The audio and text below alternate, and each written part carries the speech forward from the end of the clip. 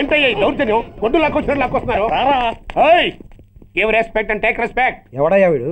Sir వీడు ఒక చోట సైకిల్ అద్దెకు తీసుకుని ఇంకో చోట అమ్మేస్తుంటే పట్టుకున్నా సార్. అంత అబద్ధం సార్.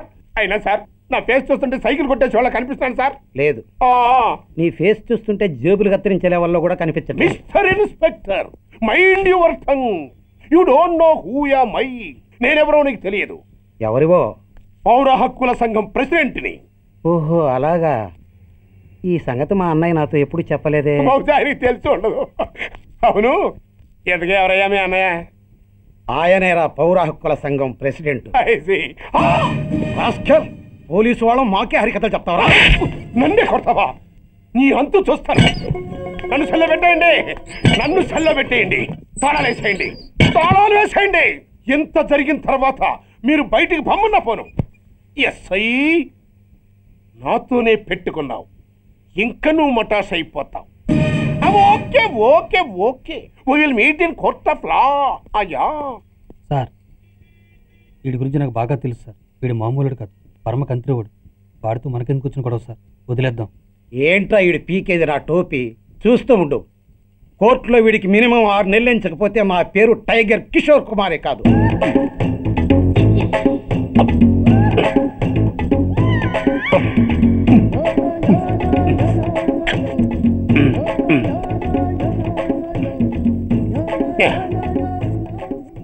అదేం తింటారా బాబు, ఎంతకాలం ఏందో పుట్టి తిని.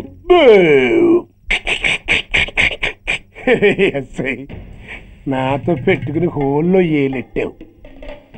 ఈ దారమే నీ పేక్కి ఉరితాడవుద్ది.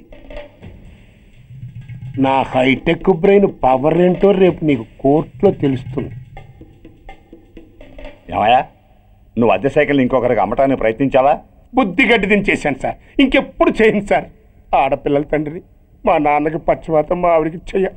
చాలా కష్టాల్లో ఉన్నాను, క్షమించి వదిలేండి సార్. సరే, తప్పు ఒప్పుకున్నావు కాబట్టి 50 రూపాయలు ఫైన్ వేస్తున్నాను. కట్టేసి రసీదు తీసుకువెళ్ళు. ఫైన్ కట్టేస్తే నా ఉంగరాలు నాకు ఇచ్చేస్తారా సార్? ఉంగరాలేమిటి?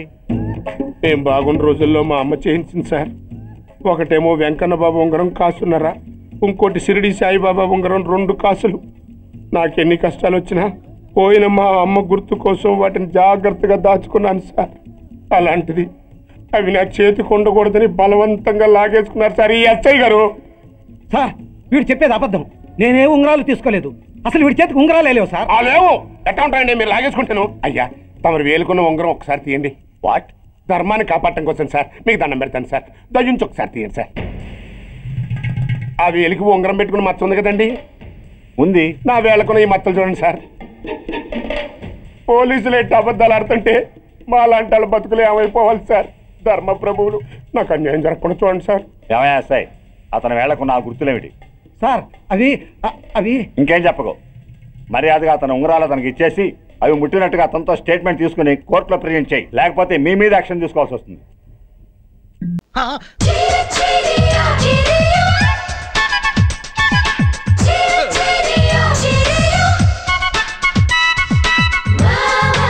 హలో, ఈ లగేజీ లోపల పెట్టు.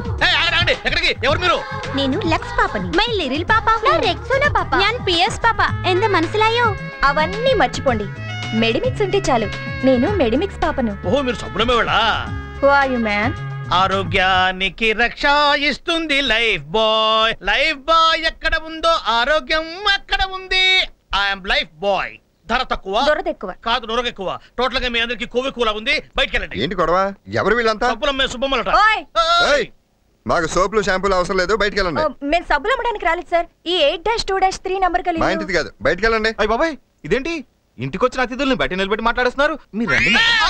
మా reception committee. Yeah, you know బావా, యాక్చువల్లీ ఇన్ ఆస్ట్రేలియా. ఎవరు నోరు వాళ్ళు మూసుకుంటారు. మీరు బయటికి తెచ్చేయండి. అది కాదు సార్, మా అడ్రస్ మిస్ అయింది. పోనీ మీ ఫోన్ వాడుకోవచ్చు. మా ఫోన్ అవుట్ ఆఫ్ ఆర్డర్, బయటికి వెళ్ళి చేసుకోండి. ఫోన్ తెలుసు, ఇన్కమింగ్ మాత్రమే, అవుట్ గోయింగ్ లేదు. కొత్త స్కీమ్. నాది ఓన్లీ అవుట్ గోయింగ్. వాడతారా? వాడితే వాడిపోతారు. నువ్వు లోపలికి వెళ్తావు, వాళ్ళతో పాటు బయటికి వెళ్తావా? మీరు దయచేయండి. కాదండి, పెద్ద తెంగరోళ్ళ ఇంటికి వచ్చి యూత్ యూజ్లెస్ అయిపోయిందిరా. ఇక్కడ ఉన్న వాళ్ళంతా రబ్బర్ సుత్తులే. ఎన్ని రెగ్జోనాలు, ఎన్ని లక్స్ పాపలు, చూసావు కదా మా ఎస్పీకి లేడీస్ అంటే పడదు. అదేట్రా లేడీస్ అంటే పన్నోడికి ఆడ కోడ్ ఎందుకు? ఇదిగో ఎలిజిబుల్ తినమని చెప్పు, లేకపోతే ఎంత ప్రాబ్లం వచ్చేసి. అబ్బో ఏళ్ళతో ముందు ముందు చాలా డేంజర్. ఏంటి నెక్లెస్ పోయిందా? అవును సార్, మీకు 50,000 తెచ్చివ్వాలని ఎంతో ప్రయత్నం చేశాను సార్. ప్రావిడెంట్ ఫండ్లోని 10,000 వచ్చింది, ఇంట్లో సామాన్లు అమ్మితే 10,000 వచ్చింది. మిగతా 30,000 ఎక్కడి నుంచి సంపాదించాలో నాకు అర్థం కావట్లేదు సార్. 30,000 సంపాదించడం ఎలాగో కాస్త సలహా ఇవ్వండి సార్.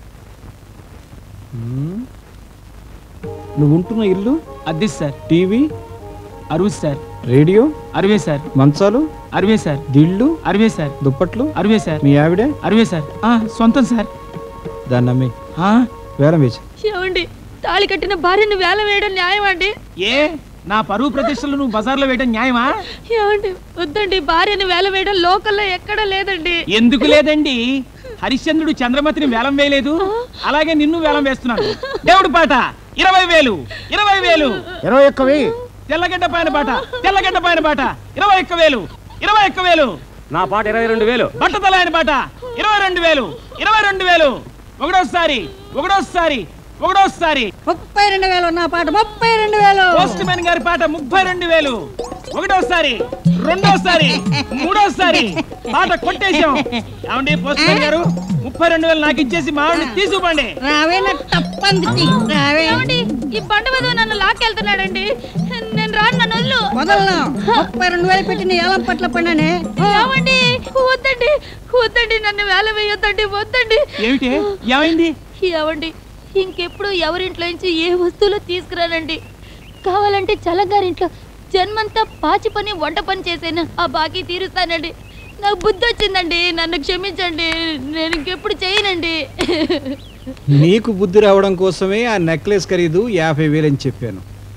దాని ఖరీదు 200. అది బంగారం కాదు, చిలకలపూడి సరుకు. నిజంగానా? అవును జాంగ్రీసు. చూడు మేడం జాంగ్రీ, ఎరువు సొమ్ము కాకినాడ కాజాలంటిది. దాన్ని ఎలా తీసుకున్నామో అలాగే నోట్లో వేసుకుని గబుక్కుని మింగేయాలి. విరవాలని చూసావనుకో గుడ్డలు ఖరాబ్ అయిపోతాయి. ఎరువు సొమ్ము కూడా అలాంటిదే. ఇక మీదట బుద్ధిగా ఉంది. సార్ పెళ్ళైనప్పటి నుంచి నేను చేయలేని పని ఒక్క డైలాగ్తో చేశారు సార్. ఉడయవర్లు ఊళ్ళో నా గురించి ఏమనుకుంటున్నారా? సూర్యం గారు సాక్షాత్తు సూర్య భగవానుడు అనుకుంటున్నారు. పొద్దున్నే లేచి పాచిమోహాలతో సూర్య నమస్కారాలు చేస్తున్నారు. ఎదవ కోతలు కొయ్క. పొగడ్తలతో పాటు విమర్శలు కూడా సమానంగా స్వీకరించేవాడే మనిషి అంటే. అందరూ నన్ను తిడుతున్నారంటే నాలో ఏదో లోపం ఉందన్నమాటేగా. నువ్వు చేస్తుంది తప్పు అని వేలెత్తి చూపించడానికి ఒక మనిషి కావాలి. అందుకు అంబేద్కర్ కరెక్ట్. పోయిన వాళ్ళందరూ మంచోళ్ళు, ఉన్నోళ్ళందరూ దొంకోళ్ళు. మీరు పన్నెంకోడి, నేనే దొంకోండి.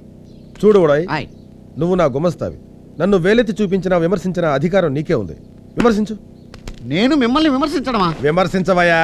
నువ్వు అయ్యా దీంట్లో దూరాలోచనే గాని దురాలోచనే లేదు కదా? లేదు, రెచ్చిపో. నువ్వో కౌరవుడివి, తుపాకీ వీరుడివి, నీకో డబ్బా బుల్లెట్టు, బుద్ధేమో మాడిపోయిన ఆమ్లెట్టు. ఏంట్రా నీకు గోరోజనం? ఊళ్ళో జనమంతరం నేను చూసి గడగడా వణికిపోవాలా? ఒక మంచి లేదు, మర్యాద లేదు, కరుణ లేదు, కాకరకాయ లేదు, ఏం పుట్టుకురా నీదే? రెచ్చిపో. ఉడాయ్ ఏంట్రా ఉడాయ్? ఉడాయవరిలో అని పిలవలేవా? ఏ నీ మొహానికి నేను ఉడతలు పట్టేవాళ్ళ కనబడుతున్నానా? గతలేక నీ దగ్గర పనిచేయట్లేదురా. రావణాసురుడు ఉంటేనే రాముడికి విలువ పెరిగేది, నీలాంటి వాడి దగ్గర ఉన్నప్పుడే నాలాంటి వాడు విలువ పెరిగేది. రోజులన్నీ ఒక రాకుండా రాయ్. రేపు అన్న రోజు నిన్ను పాము కరవచ్చు, కాలు ఇరిపోవచ్చు, చెయ్యి ఇరిపోవచ్చు, నోరు పడిపోవచ్చు. అప్పుడు భయపడుతున్న ఈ ప్రజలే నిన్ను చూసి చీ కొట్టొచ్చు, చీపురులు ఎత్తొచ్చు, కర్రలు ఎత్తొచ్చు, కత్తిపేటలు ఎత్తొచ్చు. భూమి గుండ్రంగా ఉందరే సూర్య. ఏరా విమర్శించరా అంటే నోటుకొచ్చేట అవుతున్నావు. నాలికి కత్తిరిస్తాను.